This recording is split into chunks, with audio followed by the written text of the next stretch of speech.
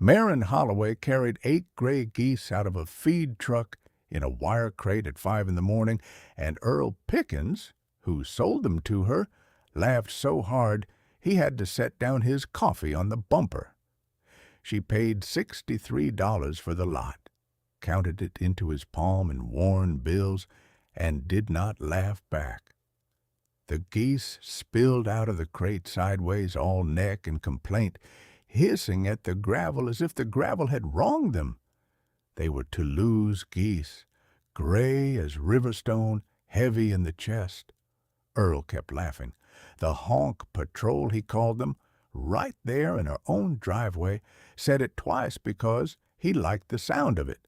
You just bought yourself 8 feathered lawn ornaments and the loudest alarm clock in the county, Marin. Come first frost, you'll be plucking all 8 for a Sunday table and calling it a lesson learned. He got back in his truck still grinning, and he did not see the one thing worth seeing, which was the way the biggest gander put himself between the others and the open dark of the field before he had taken 3 steps. She did not argue. She filled the water trough and watched the gander while she did it, because she had already seen the thing Earl had not. The gander did not graze with his head down like the others. He grazed in a slow turning circle, one eye always lifted to the tree line, and when a hawk crossed the high blue, he gave a single low note that was nothing like the honking, and all 8 birds went still in the same half-second. They went still before Marin's border collie Tup lifted his head. The dog took his cue from the geese. That was it. Tup, who had worked that farm for 9 years and feared almost nothing, deferred to the gray birds without being told to, the way a thing defers to a thing it knows is better at the job. So here is what Earl did not know while he counted his $63, and what Marin had read in a thin government farming pamphlet folded in a kitchen drawer. Geese do not sleep the way other poultry sleep. A goose sleeps in pieces, one half of the brain at a time, one eye open to the dark, and a guardian gander stands a watch the whole night through and sounds off at a footfall 100 yards out. The Romans kept them on the Capitoline Hill for that exact reason. The night the geese cried out, the city held. Marin had not bought a noise machine. She had bought 8 sets of eyes that never all closed at once, and a gander that had decided the sheep were his. She named him Sergeant privately and told no one, because a woman who names her lawn ornaments only hands the laughter more rope. The question the whole valley should have been asking, and would be asking before the summer was out, was a simple one. What does a coyote do when it slips under a fence for an easy kill in the dark, and the dark is already awake and looking straight back at it? By noon, the whole valley had the name anyway. Cole Brantley, who ran 400 head of cattle on the next place over, and had a voice that carried across 2 pastures without trying, drove down her lane in a diesel dually just to use it. He leaned out the window, took one long look at the 8 gray birds strung along the fence line, and said it loud enough for the men at the co-op a mile off to hear. The honk patrol. Marin, you bought a noise machine and called it livestock. I'll send a card when the coyotes write to thank you for setting the table. She was 57 years old, had farmed that ground for 19 years, the last 6 of them alone, and she had heard men laugh at her choices before. She kept buying her layer pellets and saying nothing.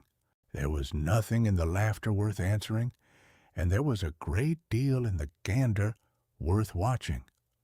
That answer was coming. But first, the dark had to come for everyone else. Marin had not learned geese from a pamphlet alone. She had learned them from her grandmother, who had farmed the same valley 2 generations back and had kept a single old gander named for a preacher she had not liked, and who had told Marin once, when Marin was a girl of about 10, that a goose was the only animal on a farm that would die for you on purpose. Her grandmother had said it the way she said most things, flatly, while doing something else with her hands, and Marin had not understood it then. She had understood it as a fact you file away and do not test. The grandmother had lost her geese in a bad winter, the year Marin turned 12, and had never replaced them.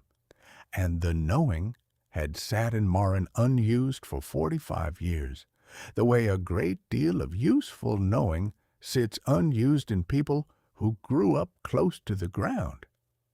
What had pulled it back up was a worse thing.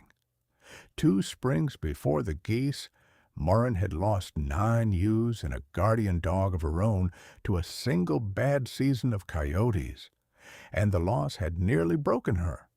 She had buried the dog, a big white Maremma named Pearl, who had come to her old and gone down fighting, and she had sat at her kitchen table afterward with the government pamphlet she had ordered for free and a county that offered her sympathy and nothing else. The pamphlet had a single paragraph on geese. She had read it perhaps 40 times across 2 winters.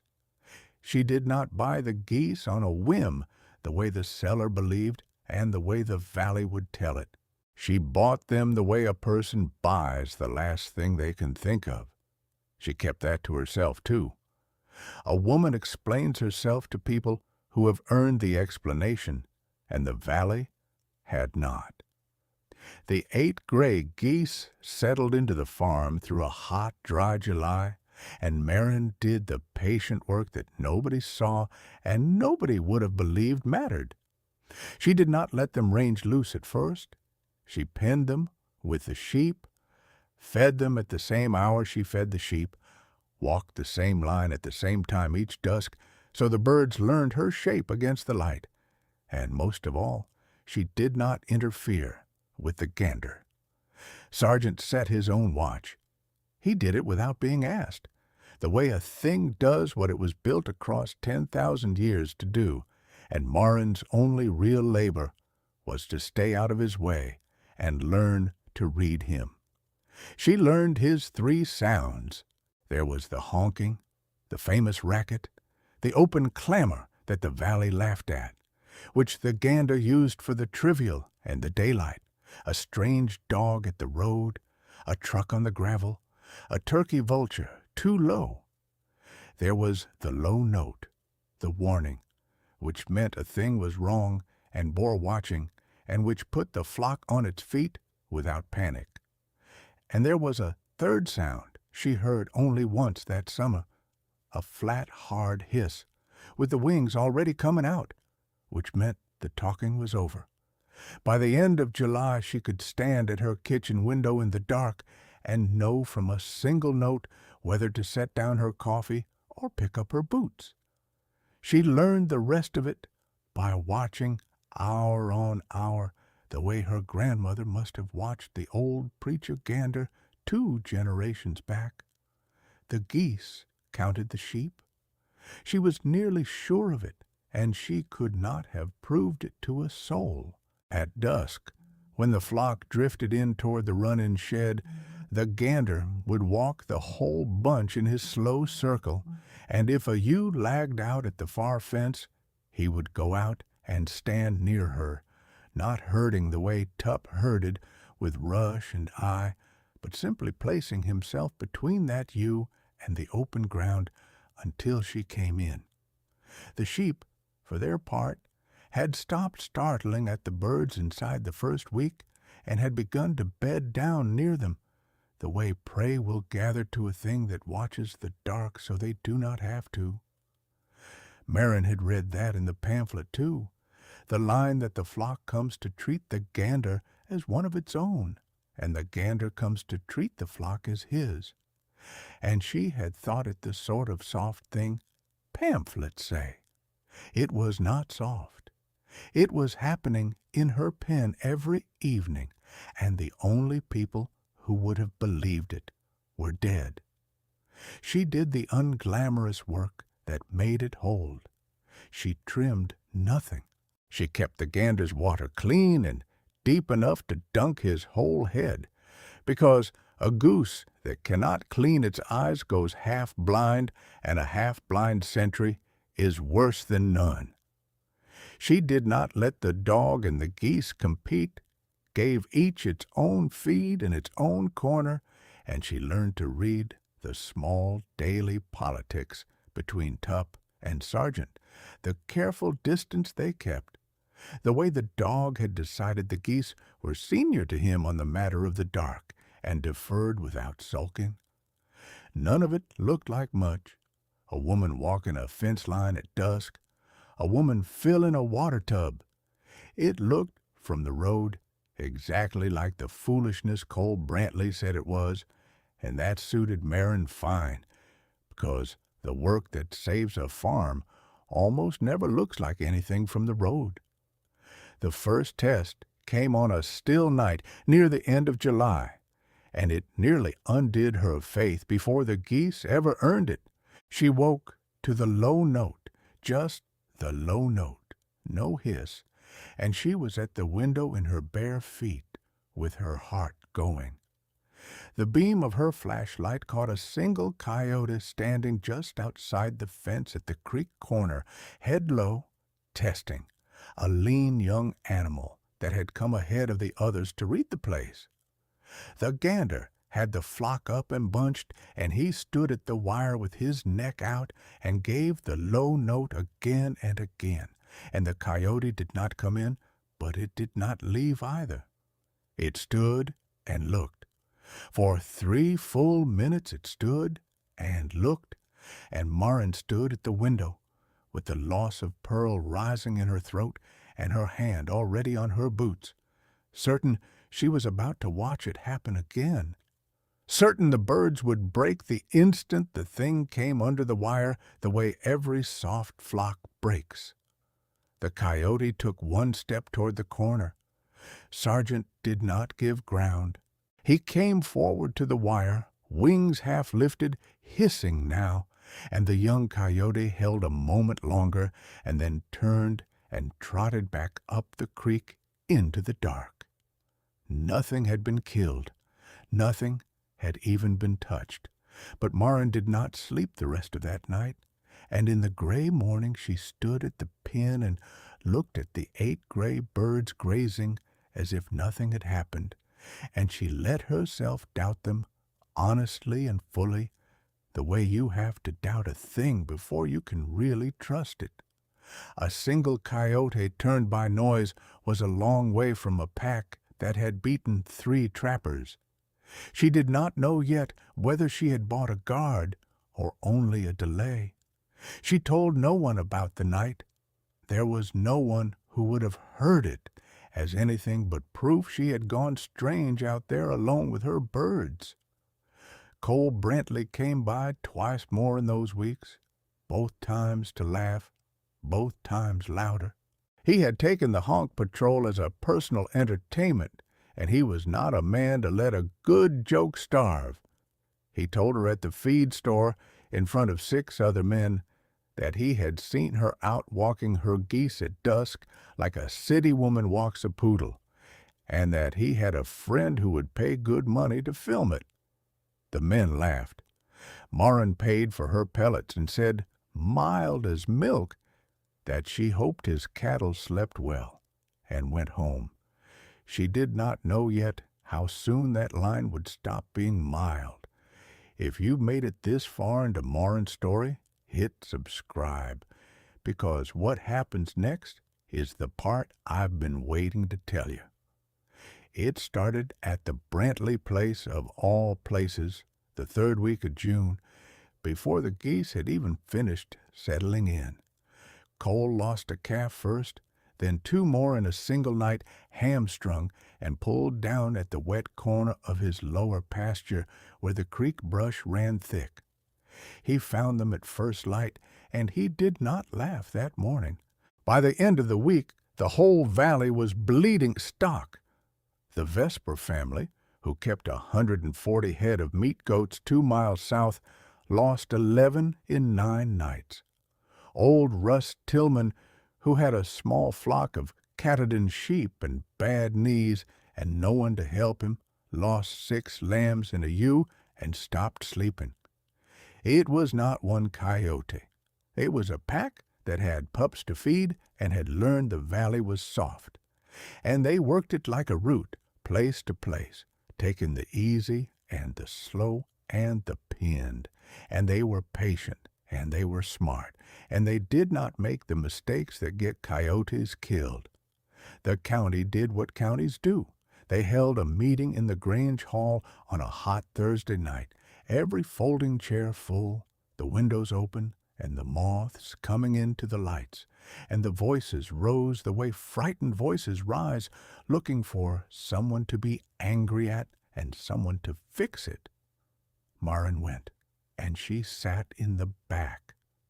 She did not often go to such things. She went that night because Russ Tillman had asked her to drive him, his knees being what they were, and she sat beside him and listened to men she had known for 30 years argue about whether to spend the road grading money on traps. Cole Brantley stood up about halfway through. He was a big man, and a meeting was a stage to him. "We need a professional," he said. "We need somebody who does this for a living, and we need to pay him. And we need to do it this week before I lose the rest of my spring calves. This is not a thing you solve with." And here he turned, and his eyes found Marin in the back row, and the whole hall turned with him, with a flock of pet geese. A few men laughed. It was not unkind, quite, but it was at her, and she felt it land. Russ Tillman started to rise beside her, his face gone red, and Marin put one hand flat on his arm, and he sat back down. She did not stand. She did not raise her voice. She said from the back, just loud enough to carry only one thing: "Has anyone here lost a single animal off a place that keeps geese?" The hall went quiet for a moment, because the honest answer was that nobody could think of one. And then Cole said, "Geese? Marin, there isn't a serious farm in this county that keeps geese, and that's exactly my point." And the laughter came back, and the moment was gone. The board voted to hire a trapper. Marin drove Russ home in the dark, and neither of them said much. And back across the valley, her 8 gray birds stood their watch over 43 sheep that would all be alive in the morning. They pooled the money and hired trappers. 3 of them across that summer, one after another, each more certain and more expensive than the last. The first was a man named Dwight Salas, who came down from 2 counties north with a truck full of leg-hold traps and snares and a reputation that arrived before he did. He set 41 traps along the creek lines and the fence corners over 4 days, baited them careful, checked them every dawn before the light was fully up. He caught 2 raccoons, a feral cat, a possum, and, on the 9th morning, his own boot. The pack ran a different line every night and did not put a single foot wrong. After 11 nights, Dwight Salas loaded his traps and stood in front of the county board in the same Grange Hall and told them, with the flat honesty of a man who took his trade seriously, the thing none of them wanted to hear. "I've trapped 30 years," he said, turning his hat in his hands. "I've cleared packs that ate calves, packs that ate dogs, one pack that took a man's child's pony off a halter. I have never set a clean line and had it rid every single night the way this one reads it. They watch me set. I'm near certain of it. They watch from the brush, and they walk where I haven't been. I'll not take more of your money for work I can't finish." One of the board members asked him then what a man was supposed to do. Dwight Salis looked at the floor a while. "I don't rightly know," he said. "Something they haven't seen yet. That's all I've got." And he picked up his hat and he left. And the hall sat quiet, and nobody in it thought of the woman with the geese, because the woman with the geese was at home that night, reading the dark with 8 gray birds, and did not need a meeting. The valley lost 4 more head the week he was gone. The number that mattered most that summer was kept on a sheet of lined paper pinned to the corkboard at the co-op, and it only ever went up. The county clerk's wife wrote it, "Animals lost to the pack." By the time Dwight Salis left, it read 31. People stood and looked at it the way you look at a thing you cannot fix. If you have stock of your own, or if you have ever watched a thing you built get taken in the dark while the experts shrug and pack up, then you already know the particular cold of that summer, and you know why a woman like Marin did not say one word at the feed store when it began to reach her neighbor's fences. So, before we go further, let me say this plainly, because it is the whole reason this channel exists, and the whole reason I tell these stories the slow way. We are here for the quiet ones, the overlooked ones, the people the county laughs at right up until the night the county needs them and finds the loud answers have all failed. If that is you, or if it has ever been you, then settle in and stay with me, because what these 8 gray birds did when the dark finally came to their fence is the part worth the wait. The second trapper was a woman, and she was a great deal better than the first. Her name was Paloma Reyes, and she ran fast hounds and night optics and had cleared problem packs across 3 states, and she did not waste words. She brought 2 dogs trained to the work, and she ran the creek bottoms after midnight for 9 nights straight, reading sign, calling, waiting. She treed 1 young coyote in the second week and shot it clean. The rest of the pack split and scattered and reformed and went right on killing, and twice they killed within a half-mile of where her hounds were running on the nights she ran them, as if to make a point that only she would understand. Paloma Reyes stood in front of the county board and told them the same thing Dwight had, in fewer words and harder ones. "This pack has learned us," she said. "They have learned trucks, and they have learned traps, and they have learned dogs and lights. You will not catch them with any of it. Whatever you do next, do it different from anything they have already beaten." Cole Brantley was at that meeting, too. He asked her, the certainty in his voice gone a little thin now, what she meant by different. "I mean different," Paloma Reyes said.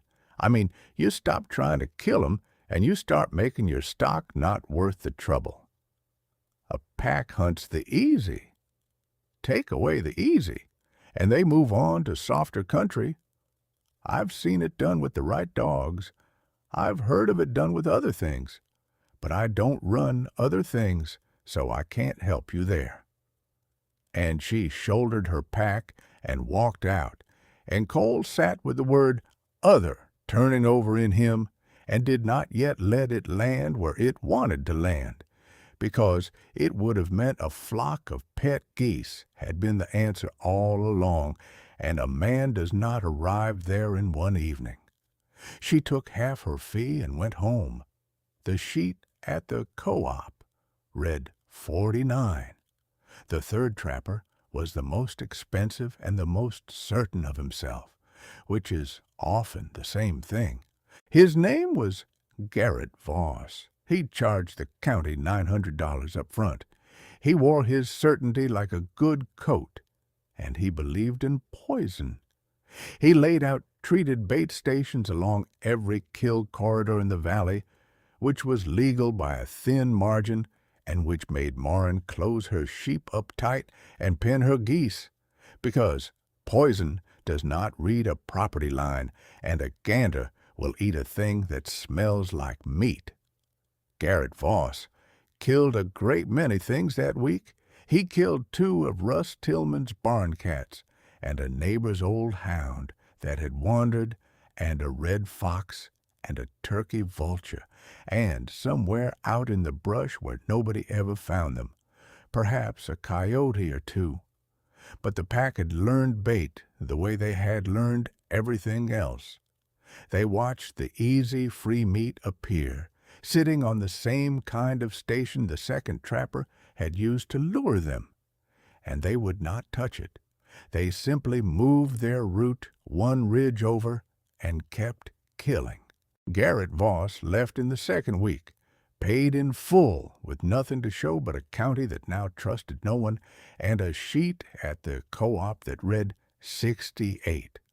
41 traps, 3 trappers, 1 dead coyote, $1,900 between the fees and the bounties, a poison valley, and 68 animals gone in the dark. That was where it stood the night the pack came to Marin Holloway's fence. It was the first week of August, dry and hot, the moon a thin paring 3 nights past new. Marin had let the geese back out into the pen with the sheep once the bait stations were pulled, because the gander had stood at the wire every single penned night and stared down at the dark field, and she had come to believe he understood the field better than the county and its 3 certain experts put together. The sheep were bedded down near the run-in shed. The 8 gray geese were scattered loose among them, low gray shapes in the grass, and Sargent stood a little apart at the downhill corner, the corner nearest the creek brush, with his long neck up and one eye to the dark. Marin was awake. She had not slept a full night in weeks, not since the killing started, the old loss of Pearl and the 9 ewes sitting in her chest like a stone every time the dark came down. She stood at her kitchen window with the light off and a cup of cooling coffee, and she watched the pen by the gray of the thin moon, and she saw the gander's head come up before she heard a single sound. He gave the low note first, the warning, the one that ran a wire straight down her spine. Then, half a breath later, the third sound, the one she had heard only once before, the flat, hard hiss with the wings already coming out, and every bird in the pen rose off the grass at once. The sheep were on their feet a moment after, bunched and turning toward the shed, and Tup came off the porch like he had been fired from it, but the dog stopped dead at the fence and did not go through because the geese had already gone. They did not run from the dark. They ran at it. Marin was out the door in her nightgown and boots, with the big flashlight in her fist before she had decided to move, and what the beam caught at the bottom of the pen she would carry the rest of her life. 3 coyotes had come under the fence at the creek corner, low and gray and fast, and they had come expecting what they always found, which was panic and a soft, scattering flock and an easy throat in the dark. They did not find it. They found 8 Toulouse geese drawn up into a wall, wings out to twice their standing width, heads down and snaking, hissing a sound like steam under pressure, and they found Sargent out in the front of it, driving straight into the lead coyote with the leading edge of his wing. A goose's wing carries a hard knob of bone at the bend of it, and a heavy gander swings that wing the way a man swings a length of pipe. The lead coyote took the first blow across the muzzle and the second across the eye, and it screamed, an actual scream, high and shocked, a sound no one in the valley had pulled out of that pack in 5 weeks of trying. The geese did not break and scatter the way every other flock in the valley had broken and scattered. They closed. They moved as one gray wall, hissing, beating, pressing the three coyotes back toward the corner they had come through, and Sergeant never once stopped going forward. Marin stood at the fence with the beam on them and her own heart slamming against her ribs. And she did not climb through because there was plainly nothing in that pen that needed her help. Tup ran the fence line and barked himself hoarse, and the geese did the work. One coyote tried to dart sideways for a lamb at the edge of the bunch, and two geese cut it off, wings wide, screaming into its face, and it lost its nerve and broke. Within a minute, that felt like an hour, all three were back under the wire and gone into the creek brush, and one of them was running crooked and low and bleeding from the face. And the 8 gray geese stood out in the trampled grass with their wings still spread and their chests heaving, and they kept that wall up, facing the dark, for a long time after the dark had emptied of anything to face. Marin counted her sheep by flashlight, twice, to be sure. 43 head, not one missing, not one marked. She sat down in the wet grass on her side of the fence, and she put her face in her hands, and when she lifted it, the gander had come over to the wire and stood looking at her with one flat dark eye, breathing hard, and she reached 2 fingers through the fence and touched the gray feathers of his breast, and for a while neither of them made any sound at all. She did not call anyone that night. There was no one to call who would not have to be woken and told a thing they would not believe until morning. She sat with the geese until the gray came up in the east, and then she went in and slept, the first whole stretch of sleep she had had since June, and the 8 gray birds watched the field while she did. She might never have told it at all, being who she was, if Russ Tillman had not driven over the next afternoon to see whether she was all right, because his own dogs had heard something in the night 2 miles off and gone wild at it, and he had lain awake worrying. It was her place. He found her mending the bottom wire at the creek corner where the coyotes had come under, and he saw the trampled grass and the tufts of gray down caught on the fence and a dark smear that was not down, and he stood looking at it a long while. "What happened here?" he asked. Marin told him. She told it plain, the way she told everything, no more weight on it than the words could carry. 3 came under the wire. The geese turned them. 1 went off bleeding. She had not lost a single sheep. She said it the way she might have reported a fence down or a calf born, and Russ Tillman, who had buried 6 lambs and a ewe that summer and had stopped sleeping, sat down on her tailgate and put his face in his hands the way she had put her own face in her hands in the wet grass the night before, and when he lifted it, his eyes were wet. "You're telling me," he said, "that your $60 lawn ornaments did in one night what $1,900 of trapper couldn't do in 5 weeks." "63," Marin said, "and I didn't do it. They did."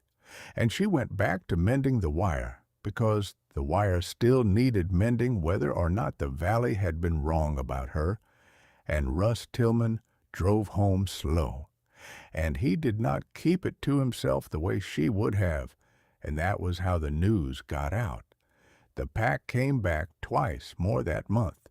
The geese met them both times. The second time it was 4 coyotes, and the geese drove them off in under 2 minutes, and Marin did not even leave the porch, because she had learned by then that her help was the least useful thing in the pen. The third time the pack came to the fence, hesitated at the creek corner in the gray dark, smelled the 8 gray birds already up and already turning toward them with the wings starting to lift, and did not come under the wire at all. They went up the creek and over the ridge and out of the valley, and they did not work that side of the county again that year. A pack that has learned trucks and traps and dogs and poison can also learn in a single hard night the one thing it has no answer for. The news of it moved the way Cole Brantley's joke had moved, only faster, because a working answer travels faster than a good laugh in a county that is bleeding and afraid. Russ Tillman came first.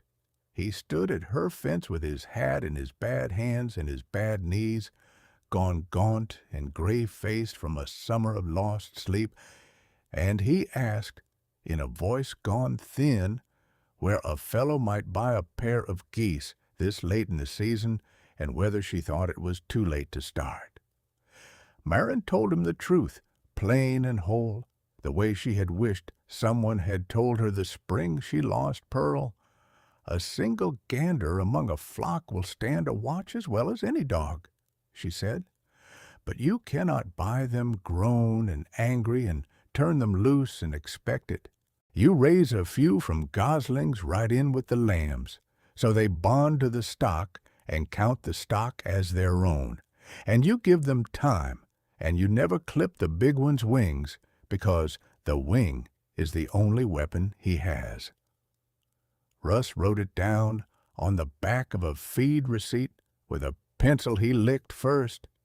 He bought 4 goslings off a man in the next county that same week, and he raised them with his lambs the way she had said, and he did not lose another animal. The Vesper family came next, and then 2 places from over the ridge that Marin had never even met. People who had heard it third hand and driven over to see the gray birds for themselves. She told each of them the same thing, plain and complete, and she charged none of them for the telling. She warned each of them, too, of the parts the pamphlet did not stress and the parts a hopeful farmer does not want to hear. That 1 gander to a small flock was plenty, and 2 ganders would fight each other instead of watching the dark. That a goose raised apart from the stock would guard nothing but itself.